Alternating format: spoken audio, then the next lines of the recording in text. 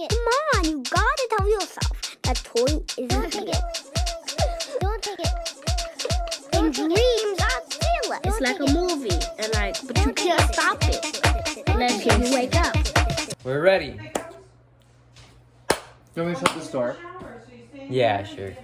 Alright, we're back at it again with another interview. This time, I'm speaking to the wonderful Miss Jaxie. Yeah? Thank you. Round of applause. Thank you. Here she is. Here I am. In the flesh. Well, not for the viewers necessarily. Digital Jaxie for the viewers. But I'm just AI. that's, I'm not AI. I'm real. I think that's a topic for another video. Too controversial. Yeah, that's a lot. That's a whole nother deep dive that I don't think we're ready for right now. We don't have the time necessarily. But My bad. I do appreciate you bringing that up, though. Definitely, let's put a pin in it. Plan it for another time. All right, but anyway, where do we begin? Are you an artist? I like to think so. You like I hope to think so. Yeah, you hope so. I like to draw. I like to paint. And those are things that make you an artist. Those are things that make you an artist. I like to make music. I like to dance. I like to put flower in my hair. I like to make a bracelet. Those are I feel like all those things make you an artist. Yeah. I mean, that's a pretty good, definition list of things that make you an artist. I would agree with that. I wanna delve a little bit deeper though. Like, what makes those things artsy? Like, what? I feel like art. I feel like it comes down to your creativity and what you have to show for the what does one have to show the world? Like, I feel like okay, for me personally, I feel like the world we live in currently is just so dark and depressing half the time. I just feel the need to fill it with more color and fill it with happiness and joy. So like a lot of the art that I make is very bright and colorful and in your face, and I like to a lot of times leave the image up for interpretation so that anyone is able to kind of put their own thought onto it. And I don't know, I just want to encourage everyone to be happy and colorful and joyous. I hate gray. I hate bland. Hell yeah. I like color. Yeah, beautiful backdrop that we've got. Thank you. I do want to talk a little bit about that, but later.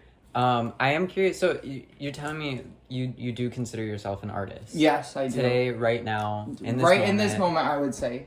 When did you first start considering yourself an artist? Well, I would say, in terms of, if we're talking art in terms of like painting, drawing, I did not consider myself an artist well until I probably was like 22 years old. Do we want to get into the backstory now? Yeah, absolutely. Okay. I feel like every artist loves to say that they've been drawing since they were 2 and could hold a crayon and, they just were always inspired by art. I actually hated art as a child. I personally hated it. I used to, in preschool and kindergarten and first grade, I would do the girls in my class's math homework and they would draw for me. Because we would have to like color as like assignments and I didn't like coloring. So I would do their math and they would color for me. That's really interesting. When did that start to shift for you? Well, growing up, I kind of had the mindset of like, I'm bad at art, therefore I can't be an artist, right? And so in 5th grade, I remember I had this art teacher. Her name is Miss Sparshoe. Put credit on her name. Her name is Miss Sparshoe, and she teaches elementary school art. And I told her I don't like art because I'm not good at it, and I'm not a good artist, so I don't like art. And she was like, everybody's a good artist. It just depends on your style and your creativity, and everyone just has a unique look. And I was like, that's bullshit. I don't believe you. I don't agree with that. I'm bad at art. Not my thing. So I went my whole life loving art, like appreciating art. I was friends with the artists, was always in the art circles, but never was creating it myself. In terms at least of like visual arts, was not creating it myself until COVID happened. And I was locked in my room all day, bored as fuck. Can I swear on this? Yeah. Bored as fuck, had nothing to do all day, and I said, what is something that will take up hours and hours and hours of my time? And then I thought back to Miss Sparshoe saying that everyone is good at art and everyone should try it and it's just good for your brain and it's just about having fun. And I said, okay, let's have fun. So I bought a sketchbook, I bought some paint, started painting during COVID and lockdown, and I just started having a blast, just had fun. And then I started just, as I was progressing, started like honing in more of my technical skills.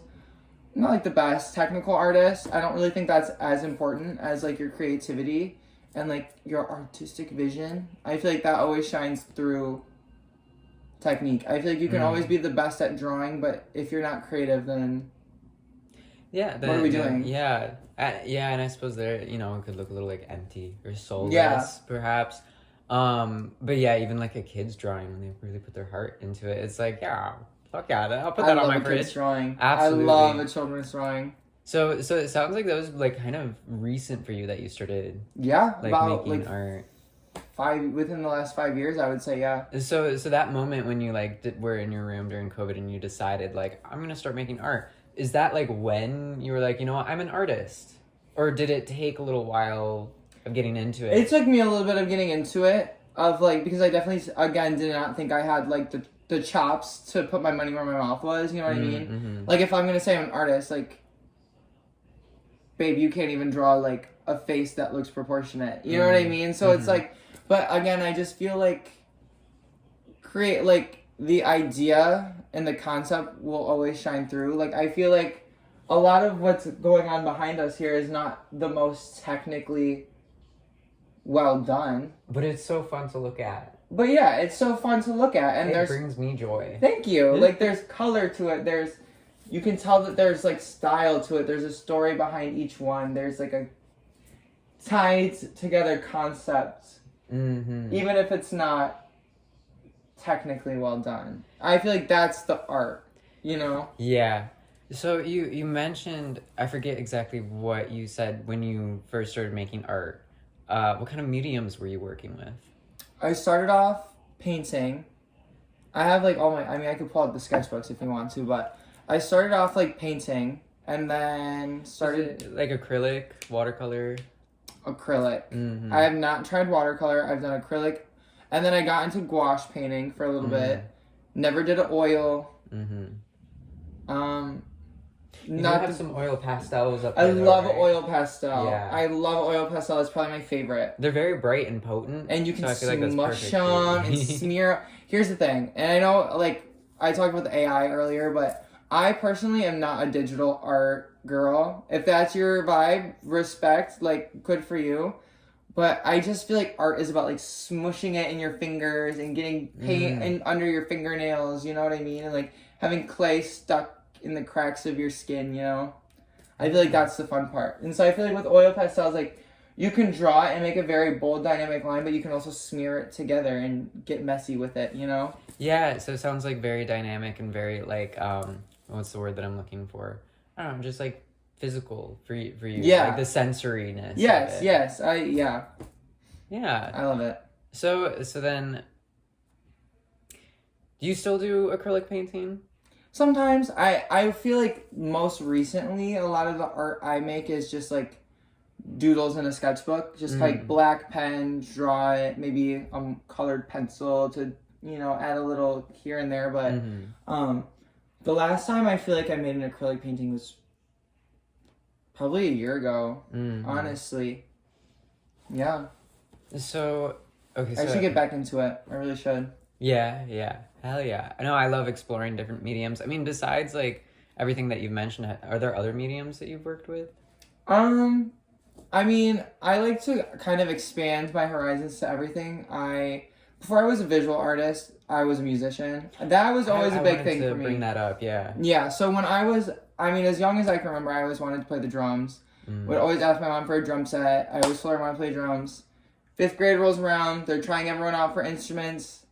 I signed up for the trumpet. Didn't know that the drums were an option. I signed up for the trumpet. Realized my mistake. Switched that very quickly. And then I've played drums and percussion my entire life. Was never... Again, where we come in with the technically we're not the greatest. I was always last chair, second to last chair. I knew my shit, but I wasn't very confident in it. I didn't have the best technique. I kind of was like fumbling my way through a lot of things. And I had kind of the Abby Lee Miller of band teachers at the time, so I kind of was very discouraged with music, which is during COVID when I picked up the art. And then as I got a bit older, I kind of fell in love with the music from like a more personal standpoint, and then started using music as like a more expressive art form rather than like practice this piece until you can play it perfectly like a robot. You know what I mean? I turned into more like using it to express and to create more. Yeah, so you're saying you kind of got started with music with like school, with band in school. When did you start writing your own songs? 2022. 2022 is when I started to get back into it and like open up the computer and start to figure out what like how the softwares work and what I'm working with. And then I would say very recently, like 6 months ago, less than 6 months ago, is when I really started back up on the music and making like more of a... I feel like before I was just trying to make like, I have an idea, let me make it. And now I feel like I'm just making music just for the fun of it. And that is turning into a project. Instead of me forcing the project to like be created, I'm just having fun. And these like doodles, if you will, are like turning into like fully realized songs that I think I could put out. You know what I mean? Yeah, and do you feel like that's more of a natural process for you? I would agree. I like to just kind of like, I always say like, if I'm like going to work on a piece of music, the first 15 minutes is like dink around time, or just like play around, like just hit the record button, fidget around, find something that sounds fun. Like there's no pressure. There's no, what chord am I going to pick? And where am I going to put the kick drum? And do I want to roll the cymbal? I don't care. Just find something that sounds silly and just have fun, get the juices flowing, and then within that an idea will come up. I've been getting very into sampling lately, but in the sense of just like I'll find a video on YouTube and just like clip what the people are saying and kind of like either turn those into like vocal chops or like collage them together to create like a fake conversation or a fake story or things that they're not actually saying. That's so fun. And just like have fun with it. Like it's just fun. Like I just like I don't know, making it's the same with the art where I'm like I just want to put more joy and color and positivity to it. Like I just want to make music that makes people want to dance and have fun and just I don't know, I think everything is too sad. There's too much sad music.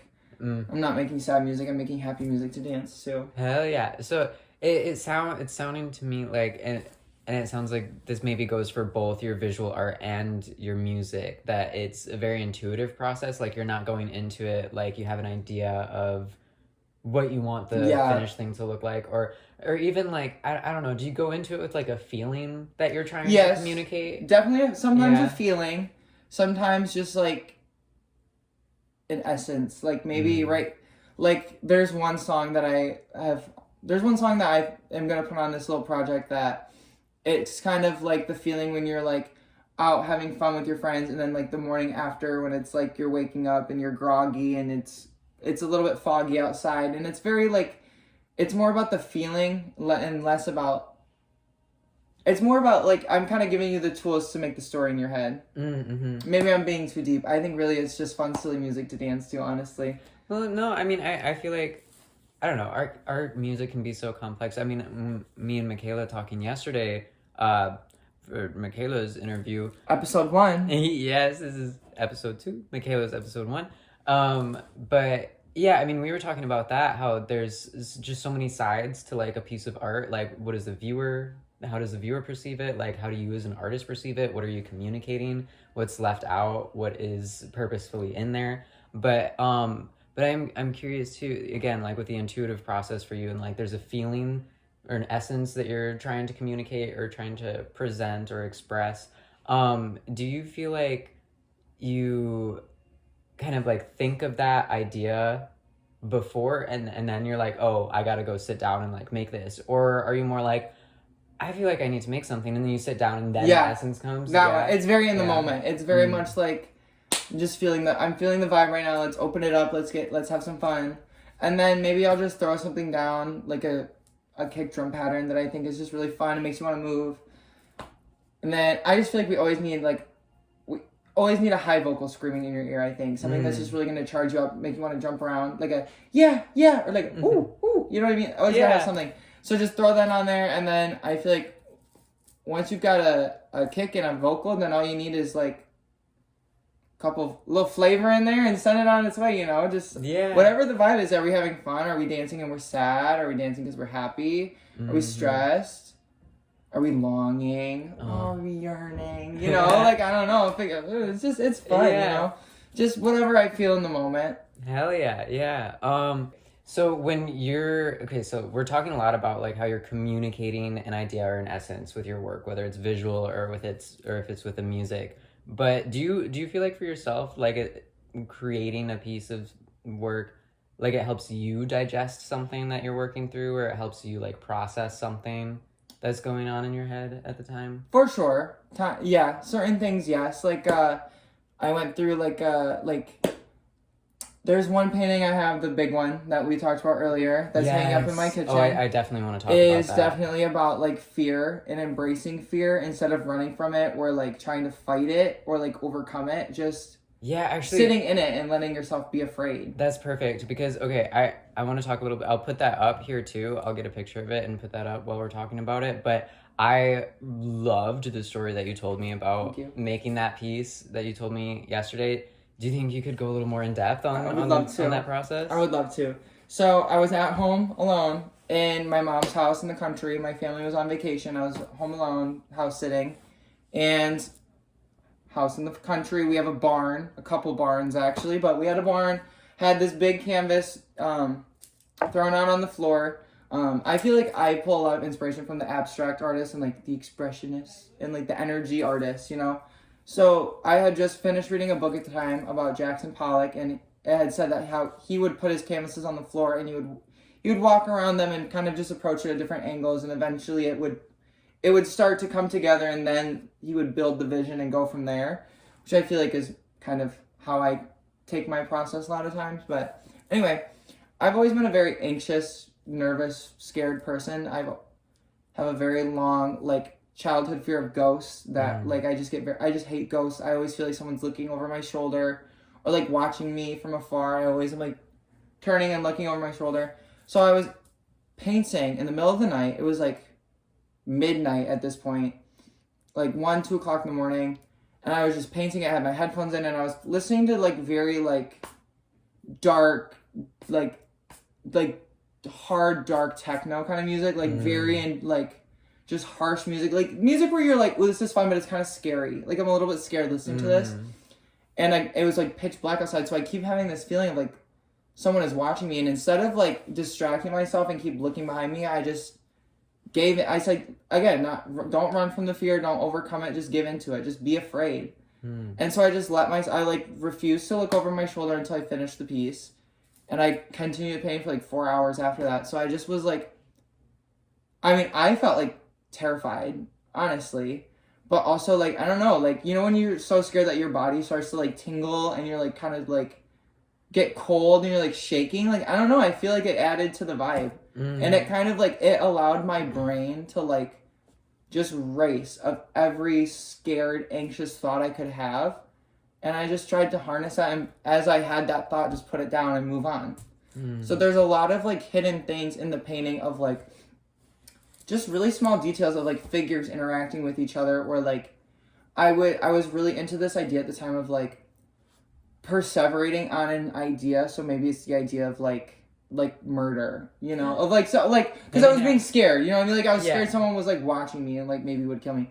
And like, so I would like take that energy and try and form it into like a symbol. And there's like another one about like withering or like famine and like death and drought and stuff like that. Like things that would cause fear and like disaster to people. And these are like symbols that are within the painting that I tried to like harness this idea into a symbol that doesn't exist. I just made it up. And then just like, but like it like forms itself into it. So I feel like, I don't know, I feel like by putting that energy there, it's like imprinted on the painting, even though you don't know, like, and the viewer doesn't know. I feel like with art, like the artist is like, and there's this and this and this and here, and their detail in this, and everyone looks at it like, wow, that's really cool and really swirly. You know what I mean? But it's like, I feel like the essence comes through, even though like you can't really explicitly pick up on it, like it's there. Right, absolutely. Yeah, I fucking love that. And I'm curious too because as you're talking about like with that piece in specific how you kind of just gave into the fear and you were like let me channel the fear into something and like process it that way.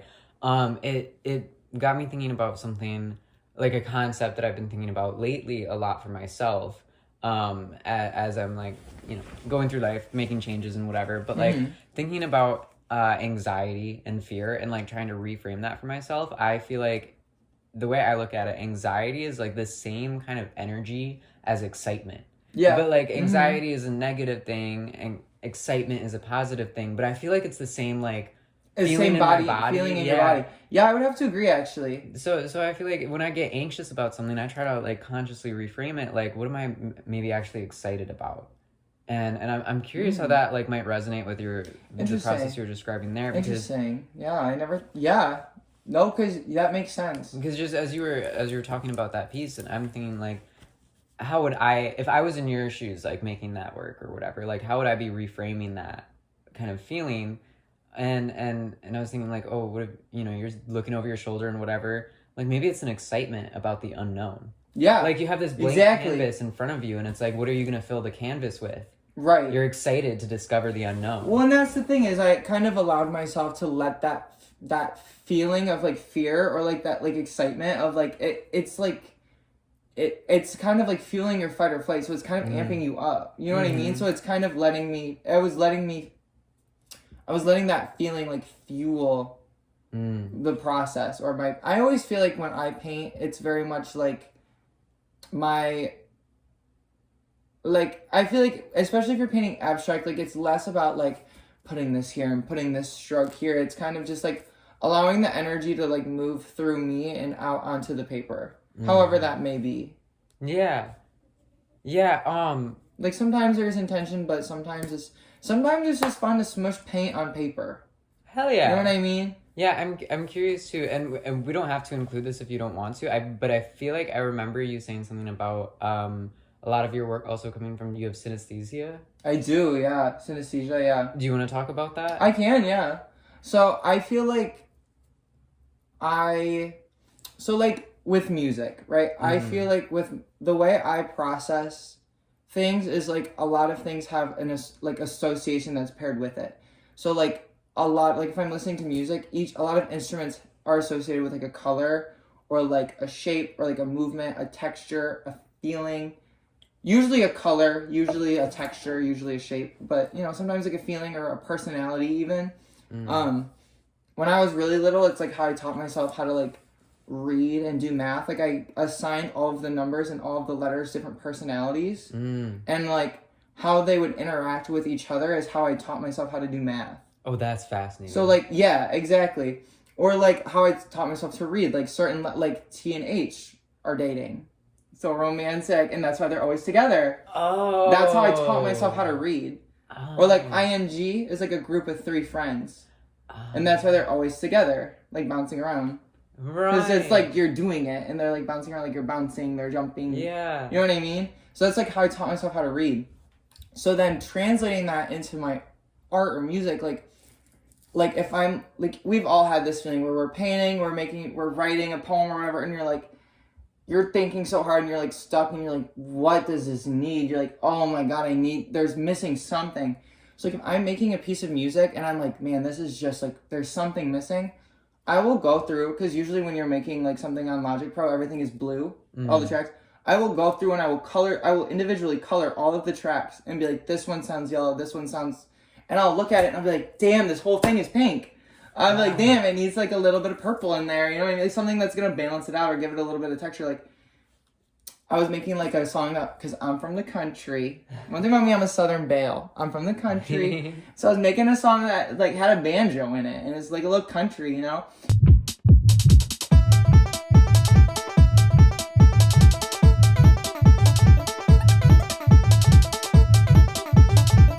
And I'm like, this whole thing is brown and orange, and I was like, camel, green. I was like, needs a little bit of green in there. Throw a little bit of green in there. I was like, oh, this sounds lit. I was like, and this is all I needed. You know what I mean? So sometimes I feel like looking at something from a completely out of the box perspective gives you the ticket you need.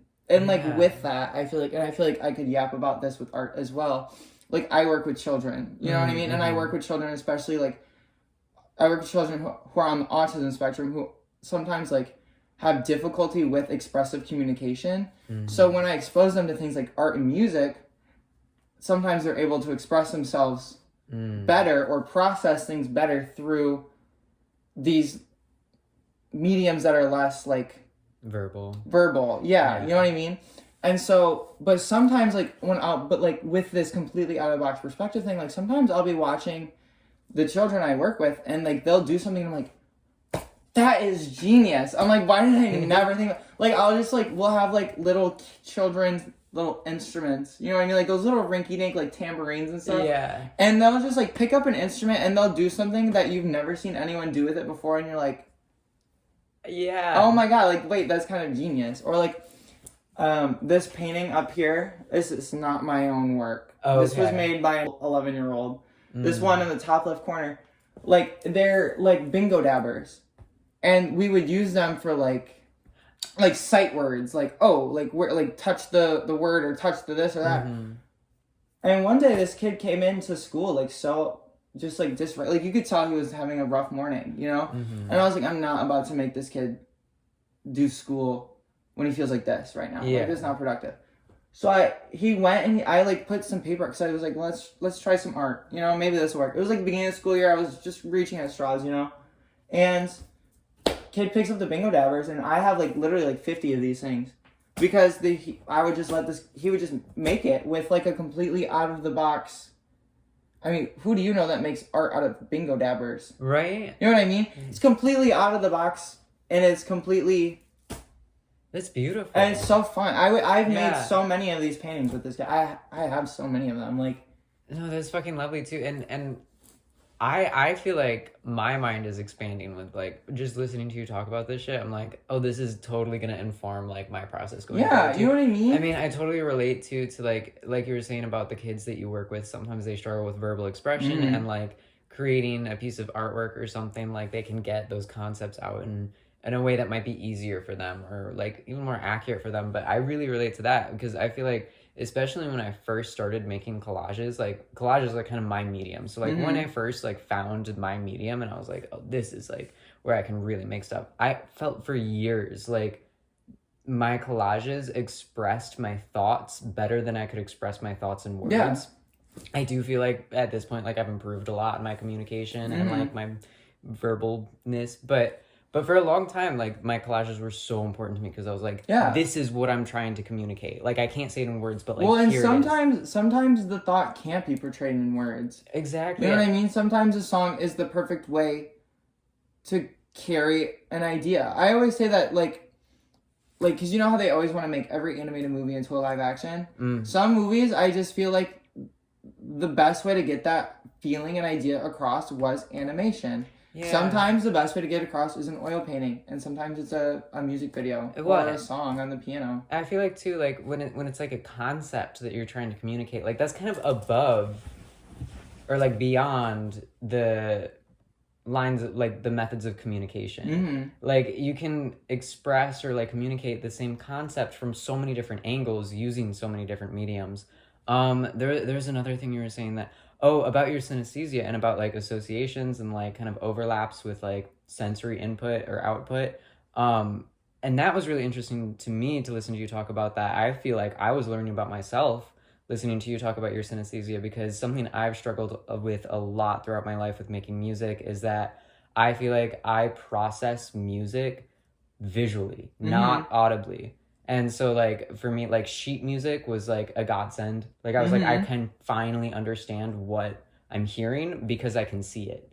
And so I feel like, I mean, even for me with things like horror video games especially, like, I'll play a horror video game, and that's, like, the player experience. Like, you're going and doing the things, there's the different game mechanics. To me, as I'm playing a horror game, I'm, like, seeing it as a piece of sheet music. Okay. And so... And I don't know, I just feel like... No, but my heart feels warm right now because I feel like I've tried to talk to people for so much, like, throughout my life. Because I started playing music when I was really little. And I've tried to talk to people about, like, how I process music.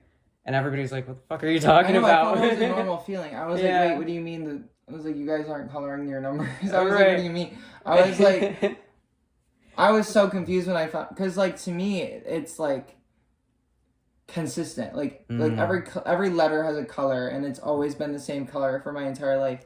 And just like, I don't know, it was kind of shocking for me to realize that other people don't do that. Right. For me, it's not so much colors or like color. It's not like colors for me, but it's more like mathematical or like a graph. Like, I mean, it's like sheet music. That's a literal like visual of like this goes here, that goes there. Whereas like in your, you know, when you're listening to it, it's like all just these different vibrations. But for me, I'm like, do. Like, no, that's how I hear it. Well, it just, I feel like just connect. And I feel like that's a good learning tool. Like to be able to connect two separate ideas and put them together. I feel like that just helps build your brain pathways better. You know what I mean? Like, I feel like when I, for example, multiple angles or perspectives. Yeah. And just like, if you're doing like just multiple different ways of jumping from an idea to, I don't know. I feel like I'm rambling on this one, but. Yeah, no, I fucking love it. I mean, I think it's great. I could ramble some more too. Like, it's like Sudoku. I don't know. That's a whole nother thing. I go crazy about Sudoku. I probably should. I did used to get into that as a kid. But, yeah, no, just like, that is though, like different perspectives on the same topic. I mean, that's people talk about like put yourself in someone else's shoes, and like that's one way to like learn more, like have more empathy or compassion for another person. Is like put yourself in their shoes, like imagine it from a different perspective, or again like reframing negative thought patterns. Imagine it from a different perspective. Like that's how we grow as people. So I feel like it's really interesting to bring that idea into like how you process things sensory wise. I think people who don't naturally like kind of have those overlaps with like sensory processing or like thinking about things, I think that could be a really helpful way of just expanding your knowledge or understanding of something. Well, and even like even just like like you were saying, like you kind of naturally are like, oh, this is yellow, and so like if you're, you know, in your program making music, you'll color the things like what their colors are. But I feel like even for someone like, I don't know, that could be a good tip for someone who's making music like digitally and they're like, I feel stuck on this piece right now. Yeah. Like, I don't know, just go through and be like, this, just decide. Like, I mean, it's not like a superpower, you know? Like, if you're like, this kind of sounds brown, all right. You know what I mean? And you're like, oh, it would be cute with some green. Oh, okay. But it's just the thinking outside of the box. Yeah. That's fucking awesome. Yeah. I was always a color outside the lines kind of kid. You know? Hell yeah. My teachers actually had a conference with my mom about it. Oh, no way. They said it was like a developmental worry that I couldn't color inside the lines. You just didn't want to. Right? Exactly. I mean, and then I started making art that's like looks bright. I mean, it's all bright. It's I mean, this sketchbook is full of scribbles. Which one is that? This one? Like, it's full of scribbles. Fuck yeah. Oh, these are beautiful. These are the sonic collages, or what is it? Sonic portraits. So these are, I would listen to a specific song or an artist, and I would just draw what I felt. So if I was listening to something that felt very yellow, I would just draw it in a yellow, and I would draw the pattern how it felt to me. And then as I would do a couple songs and a couple, you know, all of the elements of each song, it would just kind of naturally form something. This is so fun, yeah. You should. It would form something. I have like actual pictures I can give you to okay, for sure.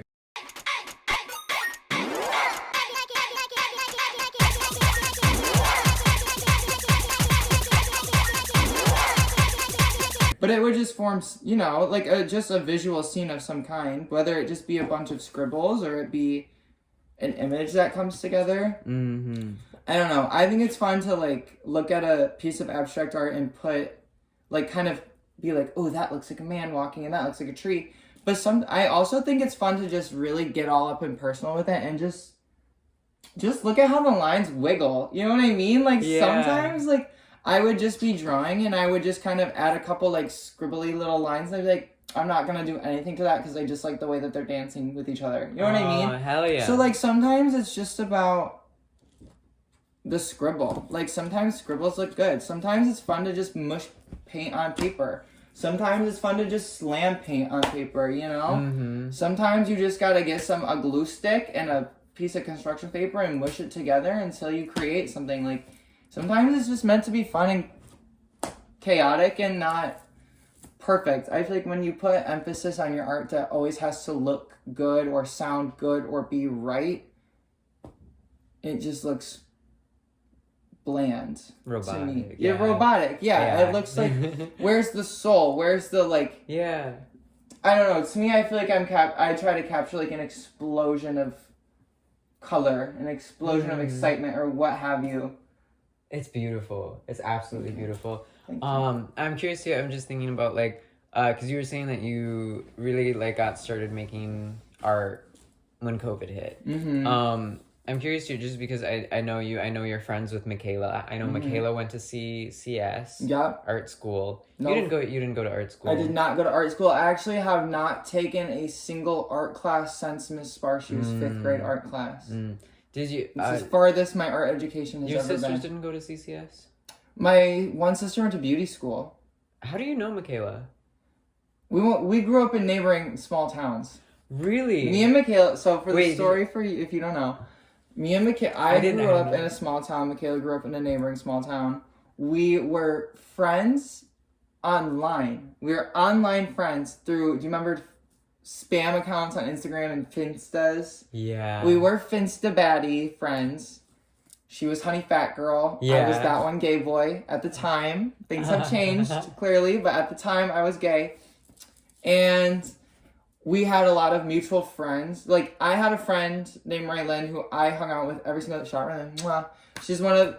Raylyn, actually, I have to give her a little bit of credit right here. She has been one of the only... like, one of the people that always encouraged me to stick with music. And she was always a person who was, like, very good at... she was play drums. Same grade as me. And she was always first chair, second chair, first chair.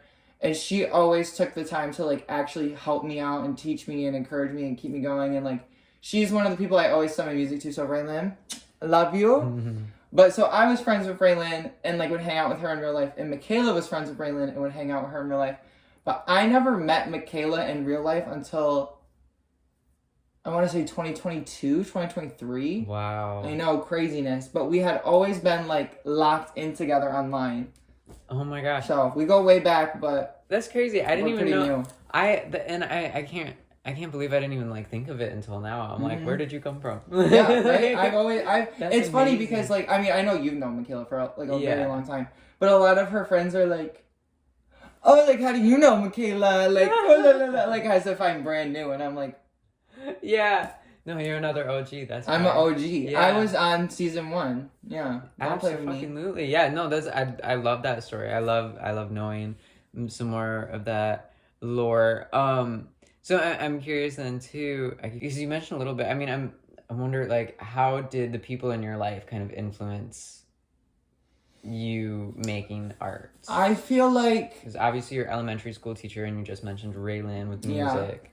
I feel like I'm inspired by everything that I see. I feel like I try and take in everything that I experience, swirl it around in my head, put my own spin on it, and put something new back out. So I feel like a lot of people are like, I'm inspired by my mom, I'm inspired by nature, I'm inspired by, you know, this or that. I feel like I'm just inspired by everything.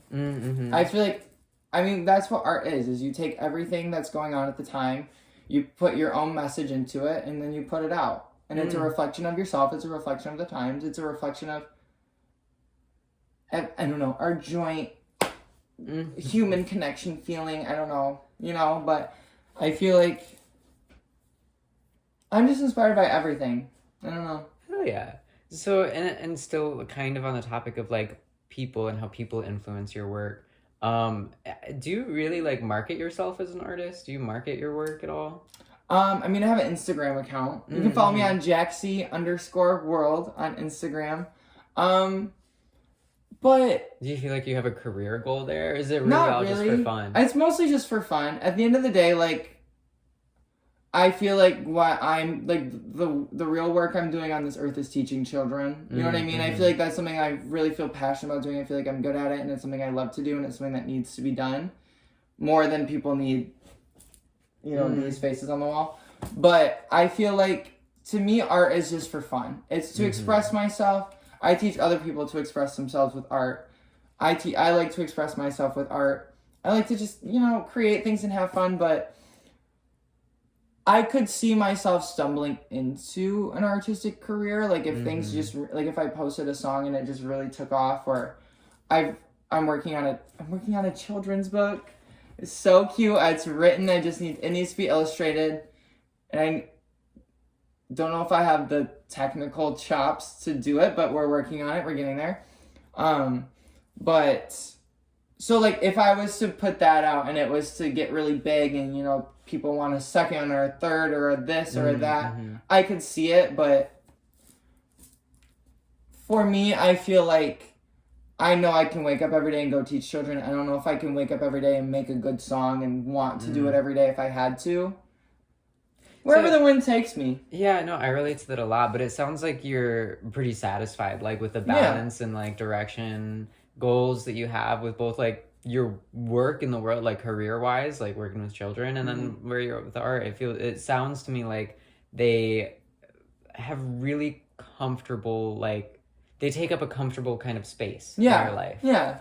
That's interesting. Do you feel like it took you a while to like kind of get there, or did it all just kind of come naturally, like that balance of things? I think it kind of just fell into place. I mean, I always loved music and I always liked art, and I interestingly enough, growing up, always saw myself in an artistic career, even though I wasn't very driven in those in those fields. Like, I mean, I played the drums and I liked it, but I wasn't at home practicing every day. Right. And I really wasn't like, I'm going to be a drummer, you know, or like, I'm going to be an artist. Like, I can't even draw. But I was like, yeah, I would probably be an artist. So maybe I'm destined for it. I don't know. Maybe it'll happen one day. Maybe I'll just, you know, I have ideas that I want to develop further. Like this children's book, I want to release it, obviously, but I want to develop it into a Okay. The book is about a kid, because I teach kids who are on the autism spectrum. So the book is it's called You Understand Me, and the book is about a kid who does not speak and has trouble with his motor skills. And it's basically just kind of follows, it's from his perspective. So he's not communicating verbally with anybody, but we're reading like his thoughts kind of. Like he's the narrator, but he's not speaking. And it just kind of teaches you like, how you, like, if you have his name is Max. So it's like, if you have a friend like Max in your class, like, how can you be a good friend to Max? It's like, you know, it's for kids. But eventually I would love to develop it into, like, a cartoon that would, like, teach children, like, how to use an AAC device and, like, how to navigate the world and give them, you know, functional communication scripts and skills to use in the real world and prepare them for certain things that they're going to experience as autistic people. And it's not a fun way, like it's a cartoon, like it's so fun, but it's like it's giving them those skills that maybe they wouldn't be exposed to otherwise. Oh my gosh. So I could see it. I could see how I could pursue into an artistic career. Oh, that's fucking amazing, because it sounds like, that sounds like a really like... PBS? Really yeah. Fuck yeah. Cartoon Network? Yes. Do they still do Nick Jr.? But fucking no, that sounds like a really like exceptional way that you're actually integrating your art and your teaching autistic children. That's like just I don't know, that sounds like the perfect mix. I try to combine them as best I can. Like I said, if I know kids are struggling with expressive communication, but maybe they like to draw, or maybe they like music, like let me expose you to these things and see if you take off. I tell a lot of parents that, you know, some autistic people will grow up to be fully independent. Some autistic people will grow up to be dependent on the care of other people in their lives. Art and music are something that, regardless of how independent you can be, those are things that you can do to occupy your time, to express yourself, to make money. There are many non-artists, non-verbal, verbal, whatever, but autistic people who benefit from the care of like their parents or other caregivers or adults in their lives, and at the same time have full artistic careers that make a full income. You know what I mean? I know there's this little girl that pops up on my phone all the time. She can't speak and she can't see. She's blind, and she is one of the best piano players I've ever seen in my entire life. So I feel like I don't know, bridging the gap between, or it's not even a gap, but I don't know, bridging art and music, my skills as an artist, my skills as a musician, and my skills as a teacher together, it only is good. Or like, even like you can teach so many different skills through art. Like we can teach colors, we can teach sharing and like communication skills, we can teach shapes, we can teach sensory integration, you know, like let's get our hands dirty and let's play in the paint, and maybe that makes us feel a little bit uncomfortable, but maybe it's a good uncomfortable where we're starting to be okay with this feeling on my, you know what I mean? So I mean, it's always, I feel like mixing art and education is always a good thing. Fuck yeah. I mean, it sounds to me too like the work that you do teaching autistic kids, like that is kind of an art of its own as well. Oh, for sure.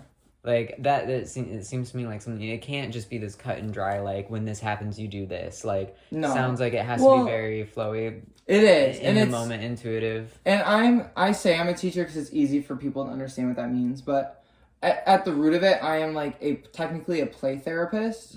So I don't teach in like a school setting. I teach in like a clinic, like therapy setting.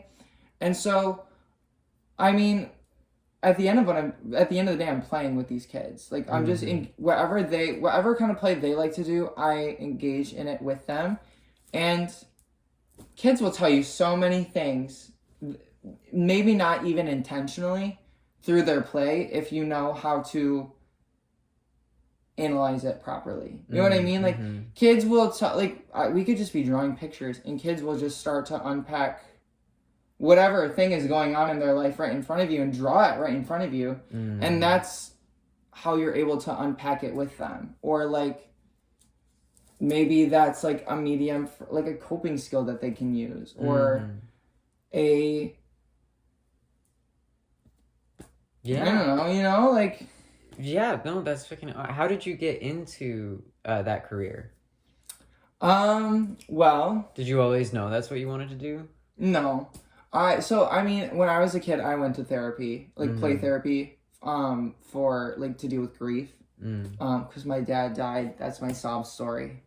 But I went to play therapy to deal with grief, and then like when I grew up, I didn't know what the fuck I wanted to be. I went to school to be a teacher, and then I was gonna be a high school math teacher. I don't know what the hell was wrong with me and what was going through my brain at the time, but that clearly did not work. So then I switched to psychology. I'm very interested in the brain and how we interact with each other and what makes us tick. And like, I feel like once you understand like all of the like logical fallacies and like just the different things, like cognitive dissonance and all the things that people's brains do, you totally understand why everyone is the way they are. You know what I mean? And so like, how I got into this. So by the time I got done with my college, I was like ready. I was like in my head, I was like, I'm going to be like a therapist, like a talk therapist, like for adults. And then I realized like, oh my God, like y'all's problems are so complicated. Like a grown-up's problem is they're going to be like, man, my wife's divorcing me and I have 3 kids and I can't even pay the mortgage payment. And it's like, I don't know what to say to that. Like, I really, truly don't. Right. But like, if you bring your kid into me and it's like, he's really struggling with, like, kids' problems are usually a lot smaller. Usually it's like, he's not talking so much, or, you know, he's really falling behind in this, or he's having trouble regulating himself in this regard. Okay. That's a lot easier for me to focus on and stuff. So, as I was at the end of my college career, I was like, man, I do not want to be a therapist.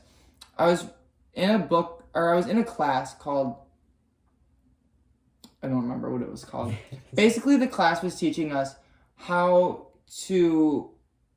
about different groups of people that you might work with and how to do therapy well for them. So it would be like obviously the type of therapy you would do with children is different from the type of therapy you do with like a middle schooler or a high schooler or a grown adult or an old person. Vice versa. Some things that, you know, you might use with like white people might not apply to black people, or might not apply to Indian people, or men versus women, or, you know, whatever category you want to come up with. But there was a section about children, and I was reading it, and I was like, this sounds kind of fun. I was like, I could do that. Children's problems are smaller. And then I started working with children, and I kind of did it in a couple different ways. I worked in a school in a special ed room. I did this the therapy I do currently is ABA. And what does ABA stand for? ABA stands for Applied Behavior Analysis, and that is a whole other conversation for a whole other day. Okay. It's a very complex conversation with a very complex history. So do you have certain qualifications in order to be employed where you are at now? Yes. So when you do ABA, there's two types of professionals that you would have. You would have an RBT, which is a registered behavioral technician, which is what I am. Okay. Yeah. And then you have a BCBA, a board certified behavior analyst, who has a master's degree. I don't have a master's degree. I have a bachelor's degree, but not a master's. So basically, it's like a team. So like, let's say you're the analyst, I'm the technician, and we have a child right here. It's your job as the analyst to be like, run the assessment and say, this is where we're at developmentally. These are the skills we need to work on. This is how we're going to work on them. And have conversations with parents and train the parents and all that.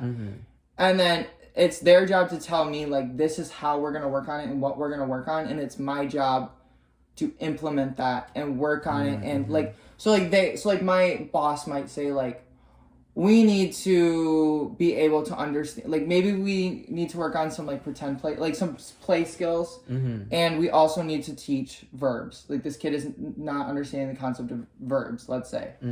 So it's my job to go with the kid and play whatever the hell we want, honestly, and just incorporate that language into it. So, like, you know, a lot of kids with autism love movement. They crave movement. They crave that sensory input. Pick me up, spin me around, throw me, toss me. This is so much fun. I love. I don't like that. I love this.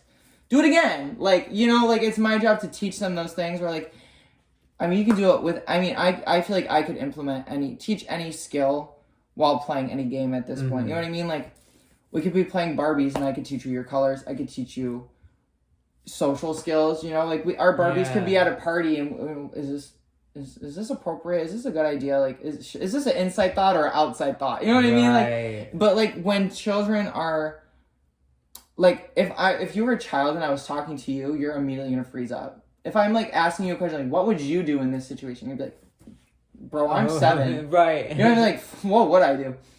When we're playing with the Barbies, though, it's like, oh, my God, what are you going to do? I'm going to da-da-da-da-da-da.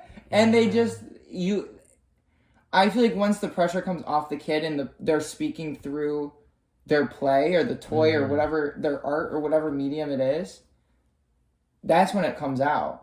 So it's like, I don't know. I feel like I've had to master the art of, like, nonverbal communication. Yeah. And I feel like I've applied those skills from my job to my art of, like, well, if I'm trying to teach this kid how to, like, maybe he's trying to communicate, like, I'm upset right now, like, don't touch me, I don't like this.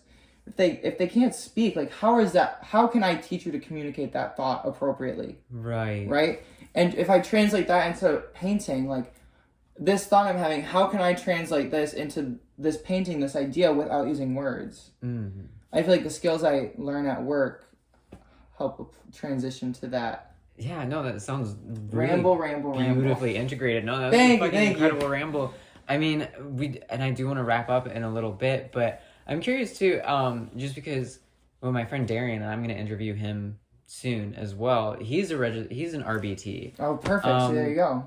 But I don't think he went to college for that. You don't. It's craziness. You actually don't have to go to college. So how did you get registered as an RBT? So technically, it depends on what kind of insurances kids take. So if your child has Medicaid or Medicare, I forget which one it is that children can have, you technically don't need to. So you can be a behavioral technician or a registered behavior technician. I'm registered, which means I submitted my background check to the board. I took a couple tests and I passed them, and I have a certified, like, a supervisor that I have registered with the board and everything that gives me credentialing to say, like, I took time to, like, learn concepts of this practice and understand how they're applied. if your child has most private insurances require you to have that certification. Mm-hmm. If you're just a behavioral therapist, all you need is a high school diploma. Mm. I personally think that's a little crazy. And again, this is a whole other conversation for a whole other day. Mm-hmm. But ABA has a very not great history of things being applied problematically. That has caused significant distress to a lot of people. There are people who nowadays listen, the therapy I do, the kids tell their parents, no Miss Jax, no ABA. I love to go to ABA. Like their kids love it. And I'm always doing check-ins and I'm always open to feedback. If a kid tells me, Miss Jax, I hate when you do that, I'm gonna stop doing it. You know? And I always try my best to like make therapy as like, first of all, as neurodiversity affirming as possible, and as I want you to enjoy coming here. At the end of the day, I'm here to teach you certain things that you need to learn, but this is not school. This is therapy, and you are supposed to go to therapy, and you're supposed to have fun, and you're supposed to enjoy your time, and you're supposed to enjoy going. Like, yeah, you're gonna do hard things at therapy, and you're gonna move through big emotions and things, but we're here to have fun. You know what I mean? If we're not having fun, we're not learning. That's my mindset. If we're not having fun, then we are not learning. And if we're not learning, then what are we doing? Right. Hell yeah. Do you feel like, okay, because obviously you've talked a lot about how, like, I feel like both your art and your work with autistic children kind of inform each other, but especially your work with autistic kids informing your art. Do you feel like it's informed or, like, you know, educated you more on, like, other aspects of your life, like taking care of yourself or communicating with other people? Absolutely. I feel like I've become a way better communicator. Yeah. I feel like I understand how to recognize, like, we call them precursor behaviors. So like, let's say you're a person who's prone to have like if you can easily be pushed to the point of having like a meltdown, or like maybe we're having a conversation and I irritate you too much, and like now you're like full out screaming and we're having like you're dysregulated or whatever. I feel like I'm now very like easy, like I feel like I'm able to easily like identify like when like if someone starts doing something, being like, okay, we need to let up, or this is gonna turn into something. I feel like I also have just become way better at like understanding things without words being used. Like if you're working with someone who like cannot speak, like and when I say cannot speak, like sometimes that means like they like their speech and language, right? So speech is the ability to like control the motor movements of your body to produce speech. So like what I'm doing right now is speech. Language is the ability to understand like how words are paired together and the ability to like pair them together and use them. So like if you are somebody who like your body does not, like if you're trying to say the word apple and your mouth physically does not move the way that it's supposed to, like, and you cannot verbally communicate your thoughts and feelings. I mean, I want you to imagine how many things that you say in a day. How many, like, if you went a whole day not speaking, how frustrated would you be over the stupidest fucking things that you're trying to communicate to someone that you'd be like, dude, toss me the pencil. Like, seriously, like, give it to me. If you can't say that, like, how are you going to get that across? So I feel like by being exposed to that problem every day of like, this kid is trying to communicate something and I don't know what they're saying, I feel like I've just gotten very good at like reading body language and like predicting behaviors of, or like just understanding that like when this, and it doesn't even have to be a kid at work, like it's just anybody, like when this person does this, they are communicating this. It could even be so much as like, when you look over and you notice someone is bouncing their leg frequently, they probably are feeling a little uncomfortable. You know what I mean? Like, it's just subtle, like, body language things you pick up.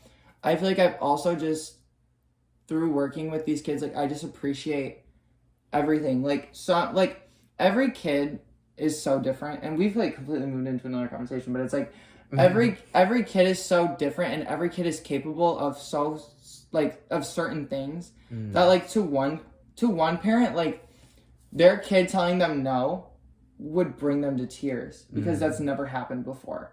And then there's, like, my nephew, he is always, like, being like, no. And, like, that drives his parents crazy. You know what I mean? So, like, just appreciating, like, some parents don't have that. Like, some kids have never been able to say, like, I love you to their parents. You know what I mean? And, like, just, like, you know what I mean? Like, you know when you're sitting listening to someone and they're just yapping, you're like, bro, like, dude, shut up. Like, sometimes I just think about, like, I know, like, I've had parents tell me, like, yeah, you know, he didn't talk until he was so-and-so age, and now he doesn't shut up. And it's, like, just like, I just appreciate everything, because, like, some people would be like, this kid is so annoying, like, yap my fucking ear off, like, dude, like, stop talking. And, like, to that parent, it's, like, that's, like, the most beautiful sound in the world. You know what I mean? Just, like, everyone appreciates things differently, and everybody holds things with different value and different weight in their lives. And I don't know, I've just grown to appreciate everything more. Because, you know what, I don't know. No, that all makes me so happy to hear. And yeah, just real quick, I mean, some of the things that I relate to, I mean, to tie it back to, like, something earlier in the conversation, when you were talking about, like, art as a career versus what your career is now working with. I'm very much a hobbyist. Yeah. I love to be a hobby artist. No, I love hearing Takes that too, pressure off. because like there's important people in my life, like Michaela or my mom, where I'm like, to me, like, it seems like they've said this to me too, that, like, their purpose is to make art. Like, they want to be an artist. Like, that is what they are, what they're here to do.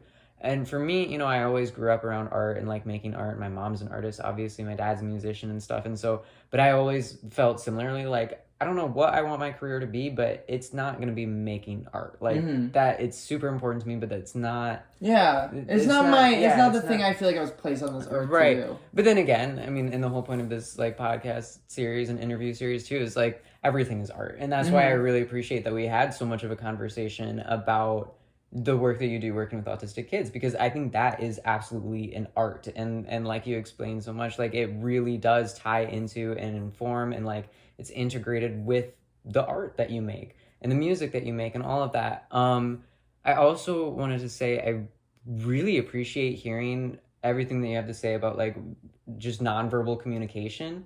I mean, you had so much to say about that. It was so enriching for me to hear, especially because I was partially mute as a kid, and nobody knew what the fuck to do with me because I wasn't, you know, in special ed. I wasn't pinned as autistic when I was that young. Everybody was just like, why aren't you talking? And so it's really nice. It's so crazy. Isn't it so crazy? And it's funny too. And I think another important thing for, like, anyone listening to this, who, you know, like, a lot of times, like, those autistic kids who, like, might be in the special ed classes or might be, like, I was in a few, like, extra programs in school because of the stuff that I had going on. But like, a lot of times, like, those kids that you might see in elementary school who are like, oh, they're autistic, they're in the program, they're in the special education or whatever, they might grow up and you can't tell now. You have no idea. You have no idea that they were like that. Like, I still, like I said, I was partially mute when I was a kid. It was obvious then that I had some problem with something. At this point, most people have no idea that, like, I still have...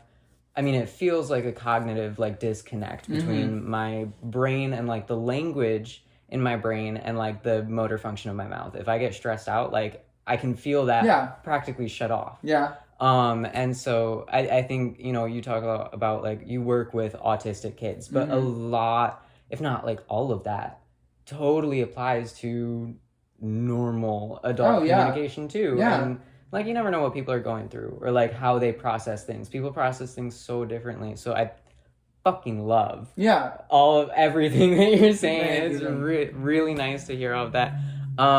Just to wrap it up, though, what have you been, like, working on recently? Like, what directions are you going in with your work and with your art and music? Right now I've been teaching myself the piano, as we talked about. Yeah. And I'm trying to just, like I said, I'm a drummer at heart. I'm a percussionist. It's tacky to say drummer, I guess. I like to say drummer because I like to play the drums. But, so I feel like a lot of my basic, like, my knowledge surrounding music has to do a lot with rhythms and how like two like these different rhythms, like polyrhythms, like how they sound together, or like just like different like different instruments that make pretty much one or two different sounds, and like just put that there, you know, and like how they interact with each other. But now I'm trying to learn like the notes side of things, and like why do notes sound good together, and why do they sound bad, and how do they interact with each other in a good way versus a bad way? What makes you feel this versus that? And that's kind of been opening up my knowledge base a bit. But in terms of like just my music, I've really been, like I said, just having fun with it and just making things that are just silly and make you want to dance. Like the music is very much like you're kind of dancing around, and then it's like it's just funny. Like you just start laughing because it's just like like some of it's just ridiculous, but it's just fun. And art-wise, honestly, I've just been doodling. I love to doodle. I love to draw a silly little character, a silly little guy, a fun little house, you know? Hell Just doodle something silly. A hillbilly. You know? Hell yeah. I love to draw hillbillies. That's amazing. It's the country in me. Yeah. All right. Thank you so much, Miss Jaxie. You're so welcome. Thank you. I'm so happy to be here. Yes. Miss Gracie. It was wonderful. Great conversation. All right. And then I will include like all of your links and everything in the description. I do genuinely really hope that sometime in the future I can interview you again. And For see, sure. and you know, see Anytime. where you're at then. See Anytime. what new things you've learned. Anytime. All right. By then I'll be playing the violin. Oh my gosh. All right. Let's bet on it. All right. Rock Thank on. you, everybody. See you next time.